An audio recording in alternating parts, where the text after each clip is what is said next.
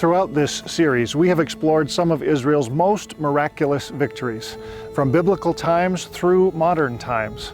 We've witnessed the hand of God, bringing Jericho's enormous walls crumbling down at the blast of a trumpet. Archaeologically, we have come as close as possible to the incredible scene of a humble shepherd boy defeating a Philistine giant with just a stone and sling. And we have observed Bible prophecy coming to pass before our very eyes as the Jewish people return to the Promised Land, only to win many more incredible victories over those seeking her destruction. In this next episode, we will explore some of the difficult battles Israel is facing today, and we will open the Bible to discover its peace process. And perhaps, through this next episode, you will be surprised to discover your place as a guard on the walls of Jerusalem, armed with prayers that have the power to usher in Israel's ultimate victory and peace on earth.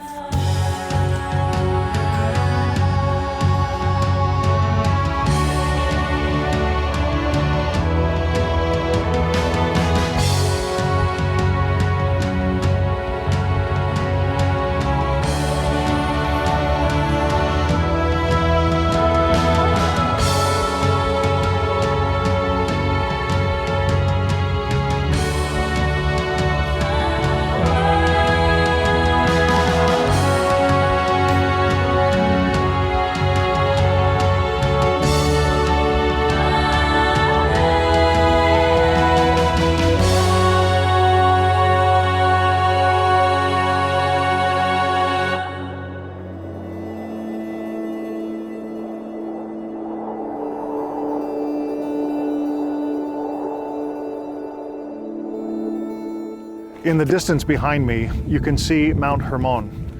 Prior to the Six-Day War in 1967, Mount Hermon was completely controlled by enemies of Israel who sought her destruction. Today, Mount Hermon is shared by Lebanon, Syria, and Israel.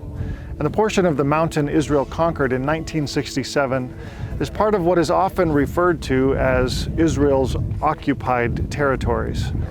Israel's connection to Mount Hermon goes back thousands of years. The mountain is mentioned several times in the Bible and is included inside the northern borders of the land God gave Israel. But listen to this particular verse that mentions Mount Hermon. In Psalm 133 we read, "How good and pleasant it is when God's people live together in unity. It is like precious oil poured on the head, running down on the beard, running down on Aaron's beard, down on the collar of his robe. It is as if the dew of Hermon were falling on Mount Zion, for there the Lord bestows his blessing, even life forevermore." These verses are part of a song composed by King David roughly 3,000 years ago. In them, David envisions the incredible pleasure that peace can bring. He sees it like fragrant anointing oil flowing down the face of the high priest. He sees it spreading through the land of Israel, beginning at Israel's highest mountain, moving toward her holiest mountain in Jerusalem. Unfortunately, the peace and unity King David longed for, a longing that's imprinted in Jewish people down through the ages, has not yet been achieved in the land of Israel. Today, Israel remains surrounded by enemies seeking to delegitimize and ultimately destroy her. And as a result, the peace plan outlined in the Bible is far from being realized. So what is the Bible's peace plan? And how can we as Christians better position ourselves so that we become a contributor to this peace process? We live in a world that has been torn apart by war over and over again. A world marked by brokenness, sorrow, and suffering. But according to the Bible, the world's current state is drastically different from the way God originally intended it to be. So what was God's original purpose in creating humankind according to the Bible? And what went wrong? Judaism says the purpose of creation is actually pleasure. And we have some confusion about that. We think the opposite of pain is pleasure. The reality is pain and pleasure go together, like we say in sports, no pain, no gain. And Judaism teaches that there's different levels of pleasure. This is not a Jewish thing, this is a human being thing. That the lowest level of pleasure is physical pleasure, like having an ice cream. It's not that meaningful, it's a little bit fattening, you know. A level up is love, more work but more pleasurable. Like the Richter scale, each level is exponentially much greater. The highest level pleasure is connection to God, and that's the purpose of creation. God creates a world not because he needs anything from human beings, but that he wants something to give to. And the ultimate thing God can give is relationship with him. And therefore the connection with God is what it's all about. That's what the Garden of Eden was all about. An environment that is free of distractions, where you can have an immediate connection to God. And that should have been the shortest, most straightforward story. God puts us in that perfect environment, and we hang out in the garden, so to speak, enjoying that highest level pleasure happily ever after. We know that Adam and Eve blow it, and Noah blows it, and Abraham comes along, and the Jewish people's job is to be the connector, to bring that idea of God and the values of God and relationship with God back to the world, and to reconnect humanity with God into that highest level of pleasure. According to the very first book of the Bible, roughly 4,000 years ago, God began to implement his plan of reconciliation by calling a man named Abram and making an incredible promise to him. God said to Abram, "Go from your country, your people, and your father's household to the land that I will show you, and I will make you into a great nation, and I will bless you, and I will make your name great, and you will be a blessing. I will bless those who bless you, and whoever curses you I will curse, and all peoples on earth will be blessed through you." And the moment that Abram obeyed God and moved to the land of Canaan, what is now Israel, the Bible's peace plan began to unfold. Through an incredible miracle, Abram, whose name was later changed to Abraham, and his wife Sarah, who was far beyond her childbearing years, gave birth to Isaac. Isaac then became the father of Jacob, whose name was changed to Israel. These are the ancestors of the Jewish people today. And although this new family nation fled to Egypt because of famine in their new homeland, only to become enslaved there, after roughly 400 years of slavery, the children of Israel miraculously escaped Egypt and conquered and resettled the land of Israel. Finally, rooted in their homeland, the Bible tells us that Israel's role among the nations began to manifest, a role that has always been drastically different from any other nation on earth, even today.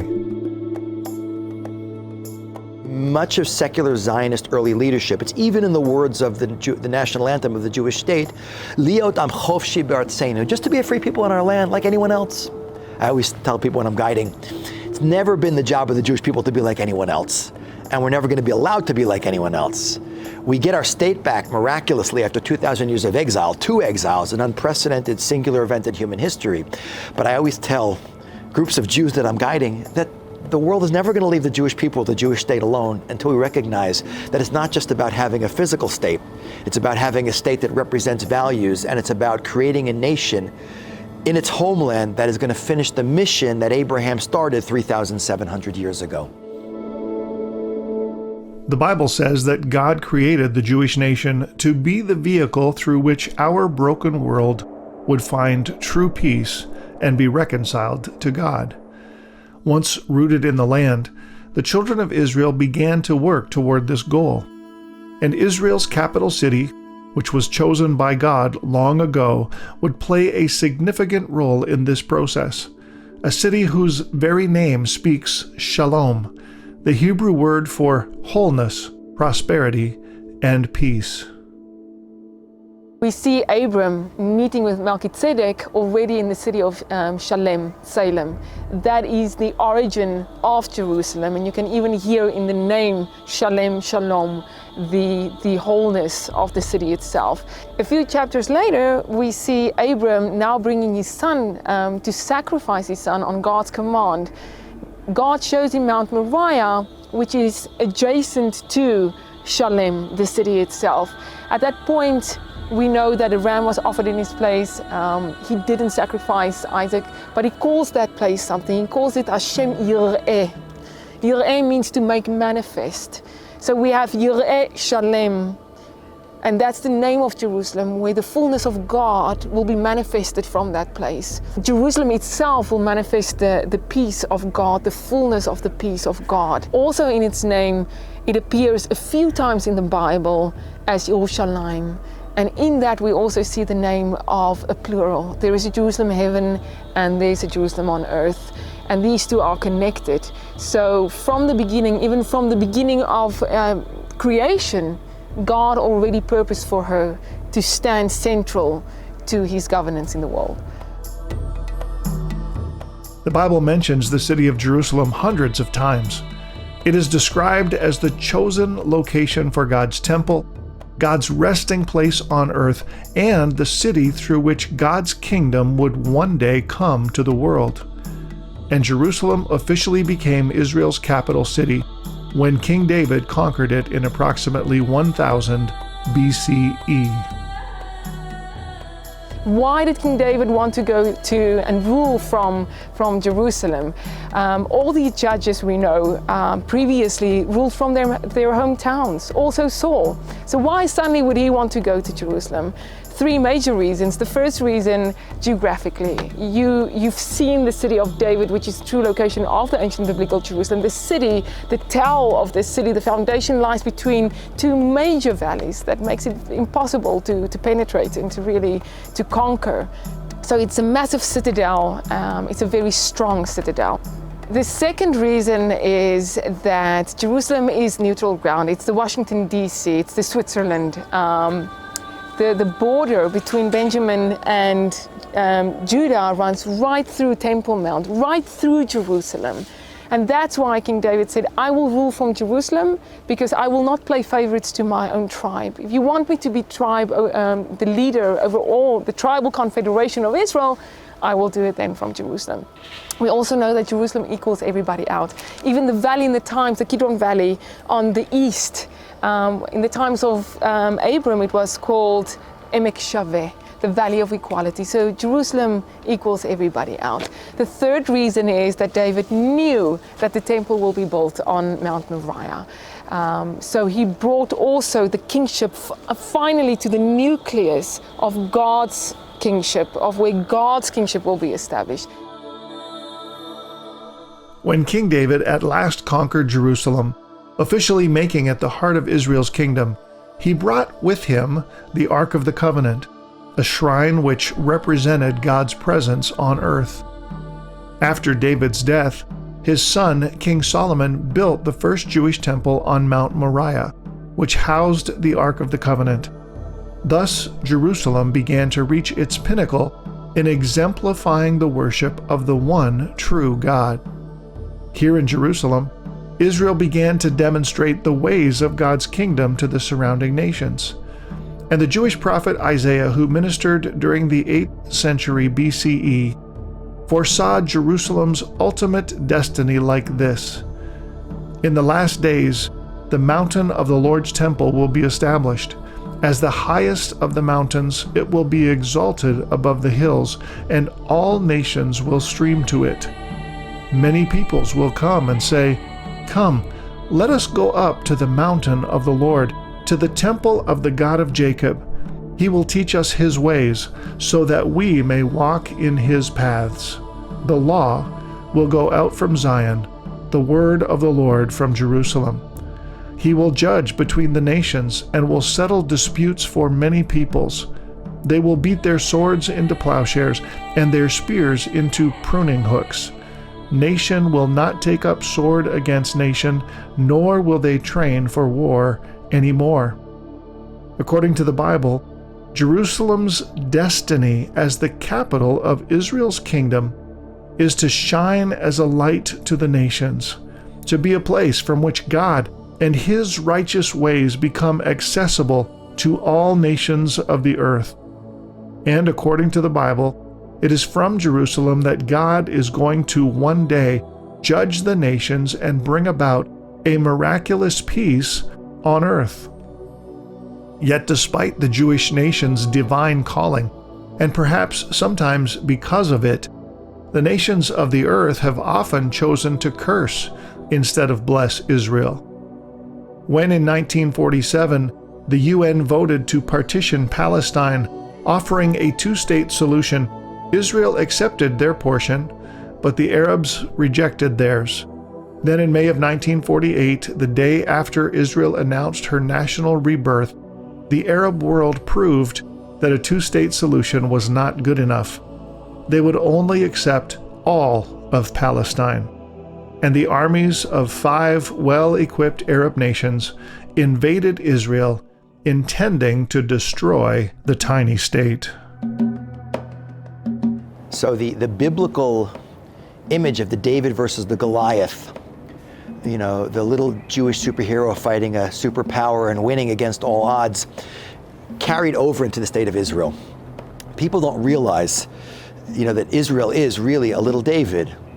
If you look at the geopolitical realities of the Middle East, even today, Israel has 6.5 million Jews. 20% of the population, in addition, is actually an Arab population. But Israel, with those territories, those disputed territories, is all of 10,500 square miles. And Israel is surrounded by 22 states of the Arab League. There are 56 countries that have Islam as their state religion, but there are 22 states of the Arab League that spread out from Israel all the way through North Africa and all the way out through Afghanistan, you know. And they have 5.5 million square miles of territory. And they have 300 million people. So the population difference is insane. And even the geographic realities are crazy. If you want to appreciate what that is, 10,500 square miles of territory versus 5.5 million square miles of territory, imagine a football field, take a matchbox, place the matchbox on the 50-yard line on the sideline. That's the relationship of Israel to the 22 states of the Arab League. It's insane, the difference in. And by the way, the David versus Goliath image was the image that Israel had in the world right after its founding. So a combination of post-Holocaust guilt of the poor Jews, we got to support them, combined with those mean Arabs who so outnumber Jews attacking little teeny David as Goliath, gained Israel tremendous support. What's happened, by the way, post-67, and certainly has only been greatly, is the microtizing of the conflict to Israel is the Goliath and the Palestinians are the David, which is, of course, completely lacking in geopolitical, historical, strategic understanding of the bigger picture. But by doing that, it's been a very effective technique in stealing the hearts and minds of much of the Western world, especially, to now feel that the underdog in this conflict are the Palestinians oppressed by the large Jewish occupiers who are not only the occupiers and a superpower, but they're not even the indigenous population. And all of that is a completely incorrect, historically rewriting of a conflict designed to undermine the legitimacy of Israel. Israel's miraculous victories against a sea of Arab armies aiming to destroy her in 1948 and again in 1967 were humiliating losses for Israel's enemies, and these battles resulted in refugees on both sides. Remember, the Middle East is the original area of Jewish scattering before they spread to further afield, even out to North America and even out to Asia. But the oldest Jewish communities of diaspora are living in the Middle East. And they've been in these places before Islam ever showed up, like in places like Babylon, which is now Iraq. With the rise of Arab nationalism, the birth of the State of Israel, the War of Independence 1948, and Israel's miraculous victory in 1967 will trigger massive Arab anti-Semitism against Jews, and will trigger the entire Middle East of being cleansed of its Jewish population, expelled, losing everything, private and communal property, which will trigger the aliyah of Middle Eastern Jews to the land of Israel, often having to be rescued, like the Jews of Yemen were airlifted out, things like that, or the Jews of Ethiopia, one of the most exotic Jewish communities. The Jews that were forced to leave Middle Eastern lands, where some of them had lived for as long as 2,700 years, were quickly absorbed into the nation of Israel or elsewhere. Yet the Arab refugees faced a different dilemma, and the most mind-boggling refugee crisis in history was created. So the actual Palestinian Arab refugees is a complicated issue. Many of them left to get out of the fighting. that was taking place in that very long war of independence, with the Arab leadership saying, look, your civilians in the way, you move out of the way, leave temporarily, or we'll like trash those Jews and push them into the sea. You can come back and have all their stuff and move back into the area.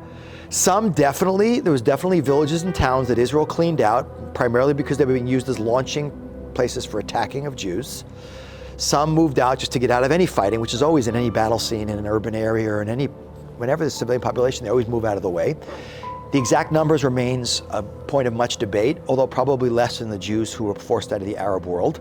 The difference is that these refugees were never settled in the countries they lived in, whether it's Lebanon, Syria, Iraq, Jordan. They remain permanently in a state of limbo to be used by the Arab countries who really don't care about them as a flail to beat Israel with.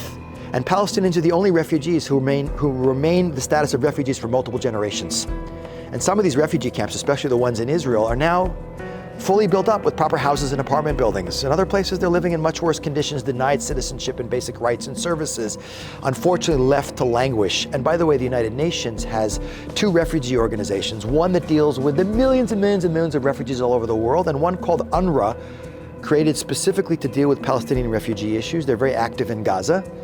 The sad part is that not only are Palestinians the largest per capita recipients of foreign aid in the world, but UNRWA's budget, I know it was just cut, but up until recently it was bigger than the UN refugee budget for all other refugee issues in the world combined. So it's a very sad state of affairs that is not of Israel's doing. We had a population switch like India and Pakistan, but these people have been left to like languish in their situation to be used to delegitimize Israel. The UN set up a separate agency to deal with Arab refugees from Israel, UNRWA, and it saw its purpose as perpetuating the status of refugees. So you've got hundreds of thousands of refugees in Lebanon, in Syria, in Judea and Samaria, which was then under Jordan, and they were prohibited in their countries where they were staying, they were prohibited from becoming part of the regular population. In Lebanon, until today, you have laws restricting their ability to work outside of a refugee camp. There are many professions, all the important professions they can't work in. You've got them prohibitions from them getting housing outside the refugee camps. They've literally created jails. And the ones who did it were the local populations, were the United Nations. So the United Nations creates this bureaucracy called UNRWA, which has been getting hundreds of millions of dollars over the years, and its whole purpose is to perpetuate itself and perpetuate the suffering of these people. And that's the real tragedy of these people. The Arabs themselves brought the tragedy on them, made them suffer, and all these years they've been telling them, Israel made you suffer. So you've got hundreds of thousands of people outside who hate Israel with a passion, whereas the people they should be hating are their own leaders and UNRWA that have put them through this suffering as pawns in this continued desire to destroy Israel. When in 1948 the Arab nations lost the war they had initiated in order to destroy Israel, they abandoned the Arab Palestinians and the focus of the conflict narrowed. Instead of placing the blame for the refugee crisis on the Arab nations that caused it while seeking Israel's destruction, Israel was blamed. And the refugee crisis began to be used as yet another weapon against Israel. The refugee crisis that was created with the creation of UNRWA, whose goal was to perpetuate refugee status instead of settle them and end their refugee status, has led to a Palestinian ideology which they call the right of return. What is this fictitious right of return that they have adopted as a central part of their belief system? It is that every person who left Israel and their descendants has a right to return to Israel. So what was originally 650,000 or maybe 750,000 people who left in 1948, today you have millions of people trapped in refugee camps, imprisoned in refugee camps, who believe that their only solution is to return to their supposed homes. Well, there are cities where those people ran away from today. There are cities all through Israel. Nobody is going back, and yet the Palestinian Authority leadership refuses to let them give it up. They're imposing this on them, and again, this is what continues their suffering. And it's not true only of places like Lebanon.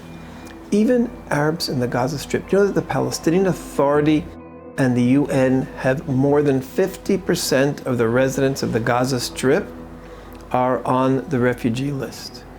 Meaning now they are in what the Palestinian Authority calls Palestine. Why should they be on a refugee list if they're in Palestine? Same true with Judea and Samaria, what they call the West Bank. There are refugee camps. There are people there who are supposedly refugees. What is going on here? Why are they refugees if they are in so-called Palestine? Well, the answer is that the Palestinian leadership knows that were Israel to be flooded with these people, Israel would be destroyed. These are people who've been brought up on hatred of Israel, and they haven't given this up. Today, Israel's enemies and their intentions are the same as they have always been: to delegitimize and ultimately destroy Israel. And because Israel's enemies have failed to achieve this goal in battle, the plan of attack has changed, and the conflict has been given a very deceptive new face, one that appeals to the sympathies of the Western world. The reason why the Palestinian Authority calls it the right of return is it has to do with packaging. If you say you want to have millions of people who hate Israel become citizens of Israel, nobody would accept it. But if you package it as a human rights issue, this is the right of return of poor refugees, who's going to be against a human rights issue? The Palestinian Authority does this all the time. They take their evil and their hatred and they repackage it as a human rights issue, the same thing that the BDS movement is. And one of the things that people around the world have to be alert to, everyone wants to be good and everyone wants to be ethical. And you just have to be alert. We have to be alert to when dictators, terror states, terror organizations, repackage their hatred in a way that they know will be acceptable to the Western mind. And that's exactly what's happening with the whole issue of right of return. Today, Israel is facing enemies that disguise their hatred of her with human rights issues that evoke sympathy from the Western world.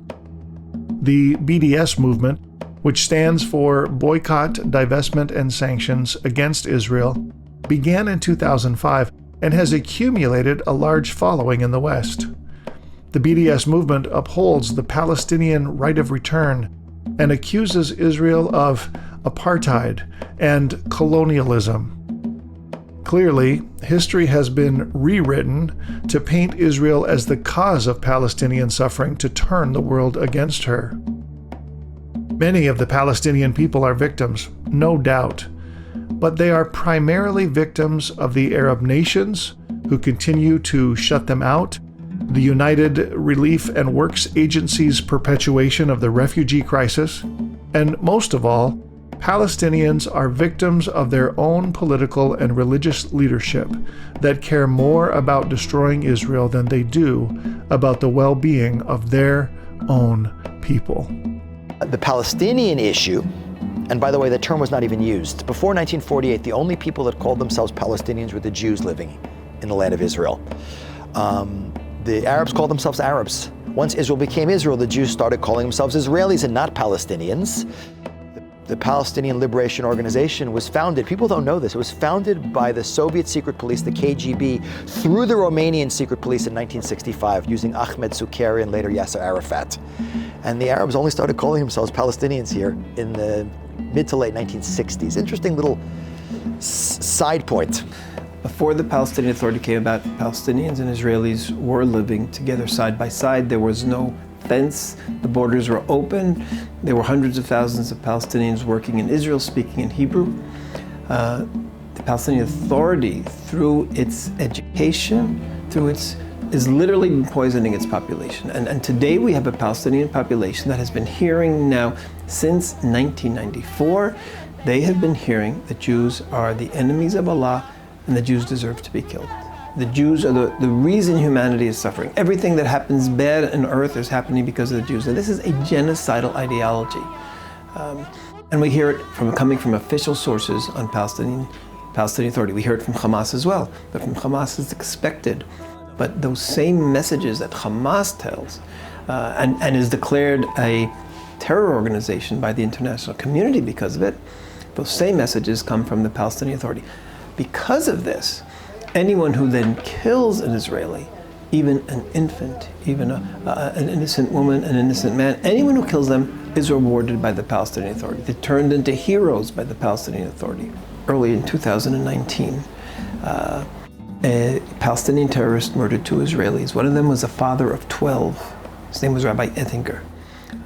Within days of that terrorist being killed, he was turned into a Palestinian hero. The number 2 in Fatah party said in front of a camera that he represents all Palestinian youth. Well, how can the PA be a peace partner if their number 2 person thinks that a cold-blooded murderer represents all Palestinian people? So this is what Israel's facing. Israel's facing a challenge because we are facing a leadership, a Palestinian leadership that is poisoning their people, and an international community that is ignoring this and giving this Palestinian Authority financial support and political support. Without the financial support and political support, we would be much closer to peace. Sadly, much of the Western world has a distorted perspective of the conflict, and many are unaware that their blind support of the Palestinian cause is, at its core, completely anti-Semitic. People around the world understand that anti-Semitism is not acceptable internationally.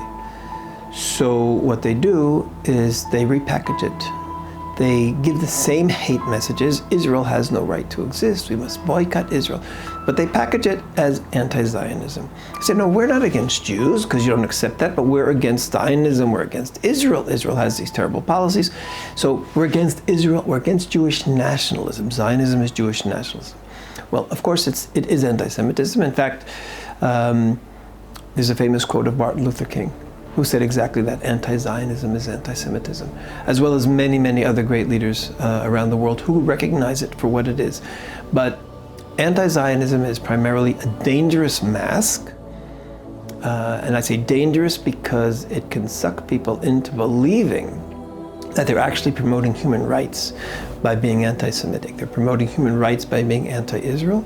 It's a great camouflage. It's been very successful on campuses all around Canada and the United States and Europe. You have students who believe they are doing the ethical and moral thing by hating Israel and by calling for boycott of Israel, essentially calling for all these anti-Semitic things. So that's the great tragedy. It's been so successful, it's turned good people into haters of Israel. In fact, there are even many Jews who are involved in the BDS movement because they have been convinced by this propaganda that Israel is the problem, that Israel is an oppressor, whereas in fact it's literally turning the world upside down. The ones who did the most for the Palestinian population since 1967 have definitely been Israel. It is difficult to fathom why the Western world, that so values democracy and freedom, would begin to turn their back on the tiny nation of Israel that represents those very values, but is surrounded by a sea of dictatorships and terrorist regimes that do not share those values. It is also difficult to fathom why the Western world would buy into a fabrication of the conflict and show support to the enemies of Israel whose agenda has not changed. The Palestinian people are suffering more because of their own leadership than because of anything Israel has done. So where should Western activists be directing their attention and energies? What is it that is really hurting the Palestinian people and pushing the hope for peace further away? The obstacles to peace in this region are the messages that the Palestinian Authority gives to its people through every structure that it controls. The messages, first of all, are that Israel doesn't have a right to exist, Jews are evil, connected to Satan, and therefore all evil in the world is connected to Jews. Now, that sounds like classic anti-Semitism from other areas, but that is part of Palestinian worldview. This was said by no one less than Mahmoud al-Abbas. He was appointed by Mahmoud Abbas, the head of the PA, to be his advisor on Islam, head of the Sharia Islamic courts. He used to be minister of religion, and Mahmoud al-Abbas said on TV that the conflict, he said, it's not about land, it's not about 67 lands, it's not about 48, it's about the eternal conflict, the historic conflict between Islam and the Jews. Islam representing truth and goodness, the Jews representing falsehood and evil, and the Jews representing Satan and the devil. And he said, therefore, Israel is Satan's project. The Palestinians are Allah's project, he said, and Israel is Satan's project. Well, if you're telling your people that this is not about land, then what are we going to compromise on? If we represent Satan, then the only solution is elimination of Satan's representative. And we have heard many times on Palestinian television prayers that include the following words: Allah, count them one by one, kill them one by one, don't leave even one. We've heard numerous statements by Palestinian religious leaders calling for extermination of Jews. In July 2019, Fatah, which is the party, the so-called moderate party of Mahmoud Abbas, they produced a mini documentary on Jews. And this mini documentary said that the Jews were out to enslave all humanity. The ghettos that existed in Europe, the Jews moved themselves into ghettos because they felt superior to the non-Jewish population around them and didn't want to mix with them. The Jews see the entire world as snakes. All of this on a documentary just now, 2019, that the Palestinian leadership, through its education commission of Fatah, this is what they're telling their people. Now, how are those people, and they broadcast this, by the way, on Facebook. Facebook is targeting youth. How are those youth who are seeing this about Jews, that we're planning to enslave all humanity, how are they going to make peace with Israel? How are they going to make peace? We've had children's programs where children, again, official Palestinian television, controlled by the PA, children's programs where children have said numerous times, our enemy Zion is Satan with a tail. The Jews are descendants of the monkeys and the pigs. All of this on official Palestinian TV. The Jews raped the women in the city squares was said by a girl probably about 5 or 6 years old on Palestinian TV. So when you say what is the impediment to peace, the impediment to peace are these hate messages that the Palestinian Authority gives to its people and especially to its children. And we have an entire generation of Palestinian children poisoned with these messages. Today, Israel is surrounded by enemies who seek her destruction. No matter how well it is disguised, the agenda of Israel's enemies is easy to discover. And if it isn't enough for Israel to have to defend herself against her immediate neighbors, Israel is well aware of an even larger threat to her existence. Aside from these threats connected to BDS and connected to the Palestinian Authority, Israel is facing this enormous threat from Iran. Iran has said and continues to say and never denies that its goal is the complete destruction of Israel. Israel has documented, and the world should know, that Iran's goal is nuclear weapons. Iran believes that they could survive a nuclear exchange with Israel, but that Israel couldn't survive. Part of the Shia Islamic ideology, which is what Iran is, a Shia state, part of their ideology believes in some terrible, terrible war at the end. Could be a nuclear war with millions of casualties that eventually will force the last imam, the last Islamic leader, to appear and then rule the world and put the whole world, subjugate the world under Islam. Well, with all those terrible beliefs in Iran, and not afraid of nuclear war because they believe that this has to happen, there is a real existential threat, not just to Israel, but to to all of the democracies in the world, all the free people in the world, to every Christian in the world coming from Iran. Iran doesn't only want to destroy Israel, that's what they say openly, but ultimately there will not be, I mean, it's not going to happen, but their goal is that everybody will be subjugated under Islam. If you look at what Israel's facing from Iran, from the countries of Europe who blame us every other day, from the United Nations, this world body that can have votes of still, with only a few isolated countries supporting Israel, you realize that that precedent from the Bible of David and Goliath is still happening today. Israel is that David. We've got our slingshot, we've got our belief, we've got our knowledge that we have to survive and will survive, and we're facing a Goliath, a monster though, and not just with one head like David had to face, but with many heads.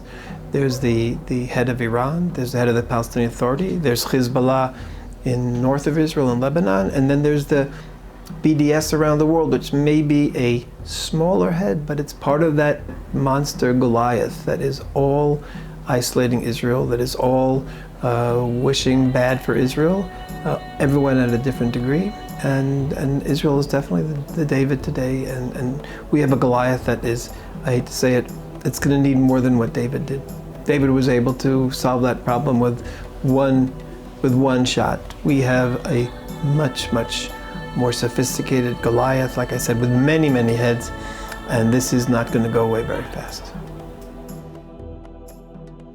Today, Israel is constantly having to defend herself against the nations of the earth who seek to delegitimize and ultimately destroy her. This is not a new phenomenon. Although God chose Israel in order to bless the world, throughout history she has constantly faced incredible foes. We read about this predicament often in the Bible, like here in the book of Psalms. O God, do not remain silent. Do not turn a deaf ear. Do not stand aloof, O God. See how your enemies growl, how your foes rear their heads. With cunning they conspire against your people. They plot against those you cherish. Come, they say, let us destroy them as a nation, so that Israel's name is remembered no more. With one mind they plot together. They form an alliance against you. These words, written thousands of years ago, seem to once again apply almost verbatim to Israel's predicament today. But note how, in this passage, God seems to be intertwined with Israel. Those who are threatening to destroy Israel as a nation are really forming an alliance against God Himself, who has chosen Israel. The Bible tells us that Israel is the apple of God's eye. God is inextricably connected to His people. And whatever the nations of the earth do to Israel, they are ultimately doing to God. Not only is God inextricably linked to His people, He is also deeply connected to the land of Israel. In fact, no other piece of real estate is as important to God on planet Earth. And Zion, or Jerusalem, sits at the heart of the land God has chosen for His people. In Psalm 132 we read, "For the Lord has chosen Zion. He has desired it for His dwelling, saying, 'This is my resting place forever and ever. Here I will sit enthroned, for I have desired it.'" God is intimately linked to the land and people of Israel. He always has been, and He always will be. If both the land and people of Israel remain close to God's heart, then how should we as Christians respond to them? Where should we stand in Israel's conflict today?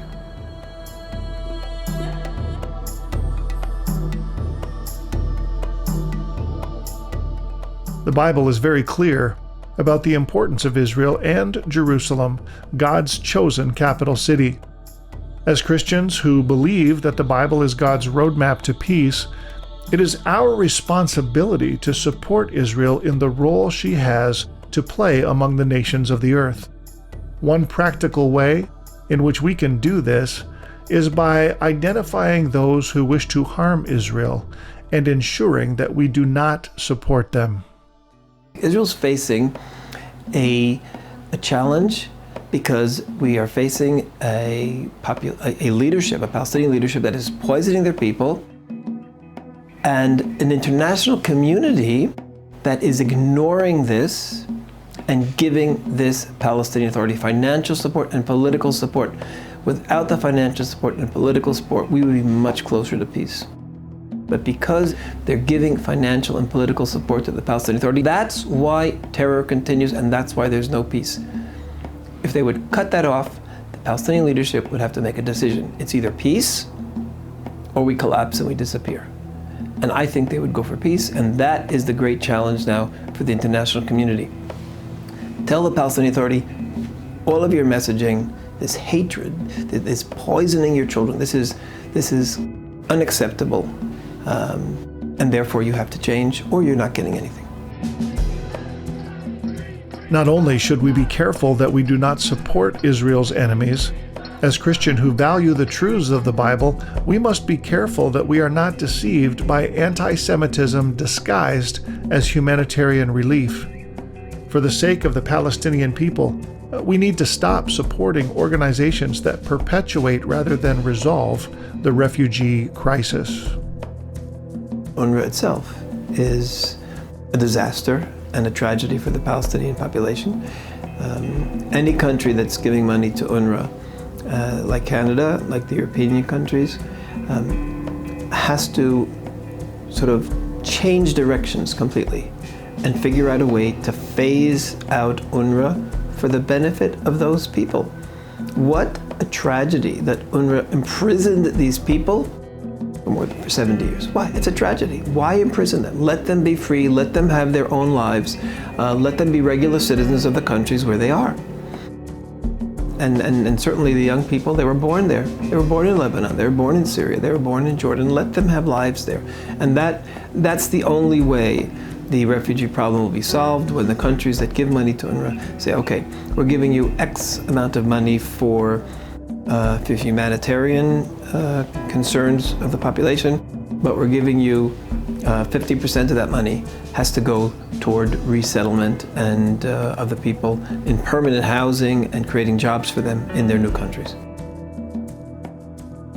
As Christians who believe the Bible is true, we must now more than ever align ourselves with God's purposes for Israel and Jerusalem as laid out in the Bible.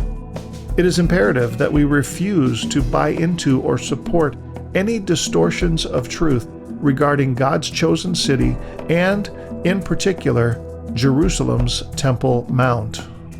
Unfortunately, the UN has an automatic anti-Israel majority, and there have been many decisions by UNESCO that completely distort history, rewrite history, and one of the important messages of UNESCO is looking at Israeli holy sites and turning them into Muslim holy sites.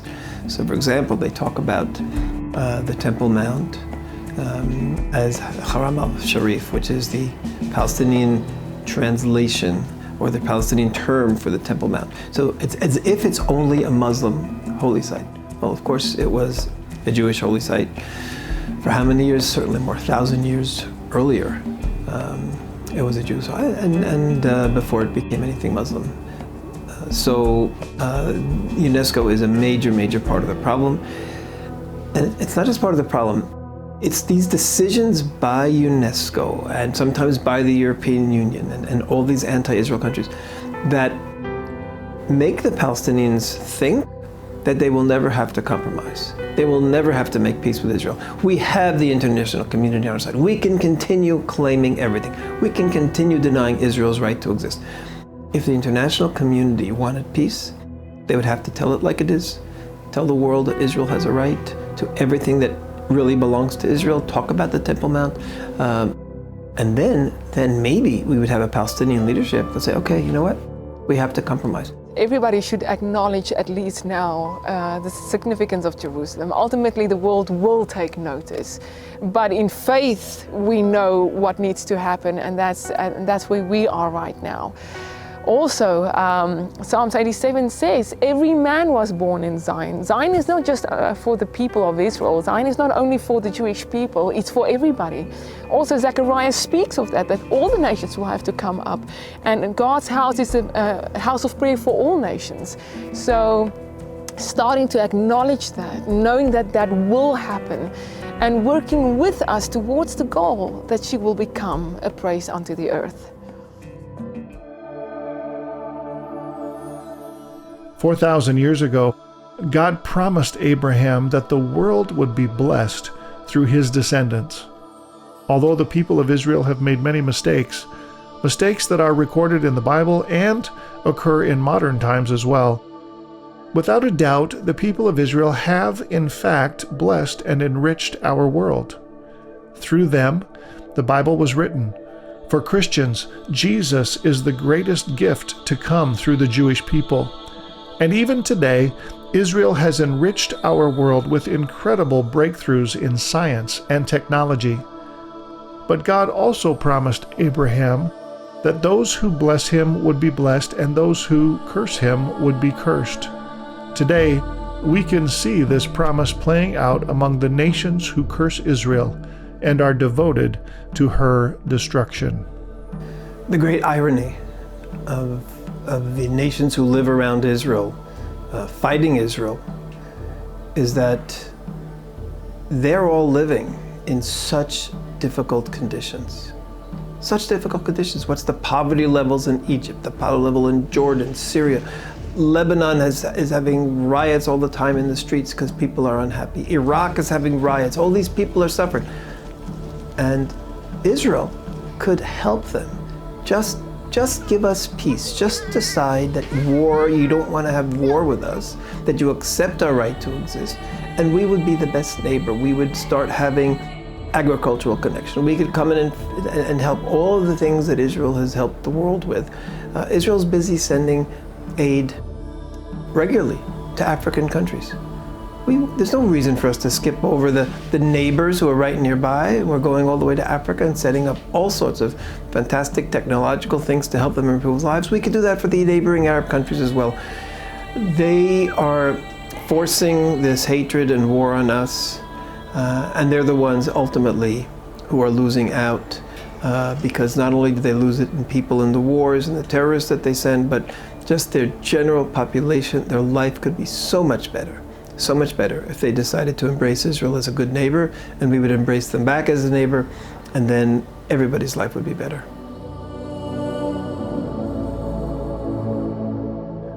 In the Bible, God is very clear about how he responds to the nations on Israel's behalf.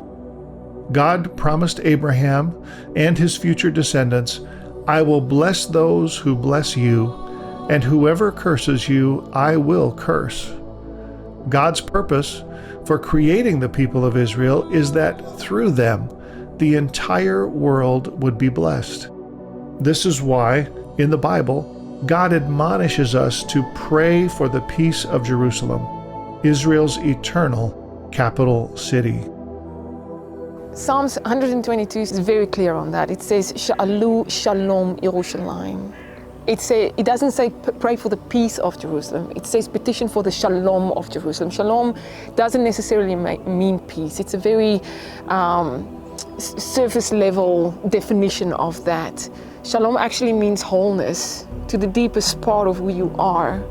So if you ask and petition for the shalom of Jerusalem, you ask her to become completely whole, that which God purposed from the beginning for Jerusalem to be. In Jewish thought, it says that when God created the world, 9/10 of beauty went to Jerusalem. Only 1/10 went to the rest of creation. So we can only imagine how beautiful this city is. Again, we are right now in faith. We can't see that yet. We also know that Abram, when he met with Melchizedek, he gave a tithe. So he partnered with Melchizedek to bring about the wholeness of Jerusalem. And that's what we need to do. Everybody needs to partner in their way to bring the wholeness of Jerusalem about. Also, there's a security policy there.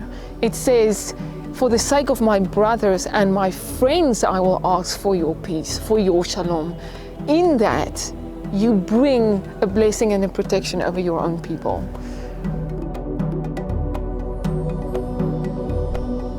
Today, Israel is forced to fight battles on many different fronts.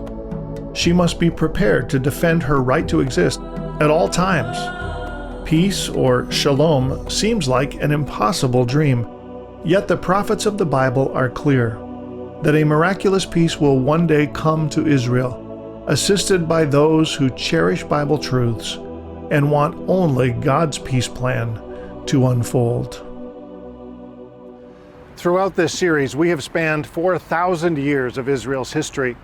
We have encountered the hand of God, creating the nation of Israel, and then demonstrating His faithfulness to her by preserving her and sometimes even miraculously coming to her aid in times of battle.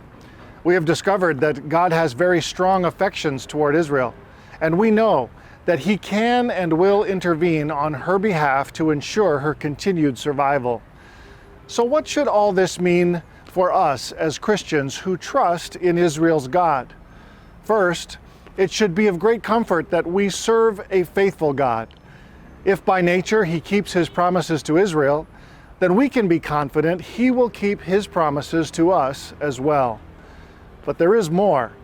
According to the Bible, we all have a critical role to play in Israel's current struggles today. In the book of Isaiah, chapter 62, we read this divine summon directed to those who serve God. For Zion's sake, I will not keep silent, and for Jerusalem's sake, I will not remain quiet, till her vindication shines out like the dawn, her salvation like a blazing torch. The nations will see your vindication, and all kings your glory. You will be called by a new name that the mouth of the Lord will bestow, and you will be a crown of splendor in the Lord's hand, a royal diadem in the hand of your God. I have posted watchmen on your walls, Jerusalem. They will never be silent, day or night. You who call on the Lord, give yourselves no rest, and give Him no rest until He establishes Jerusalem and makes her the praise of the earth. God is calling those who call on the Lord, including us as Christians, to take a stand and find our place as guards or watchmen on Jerusalem's walls. This means that we should be aware of what God's Word has to say about Israel today, and we should have a truthful biblical perspective of the conflict, so that when we hear false accusations against Israel or when we observe anti-Semitism in its various manifestations, we are equipped to come to Israel's defense.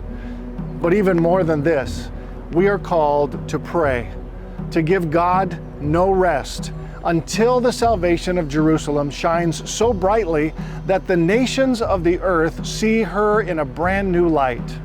Today, I invite you to step up and take your place as a guard on Jerusalem's walls, praying for the peace of Jerusalem until the glorious day when Israel's last battle is won and her prophetic destiny is ultimately fulfilled.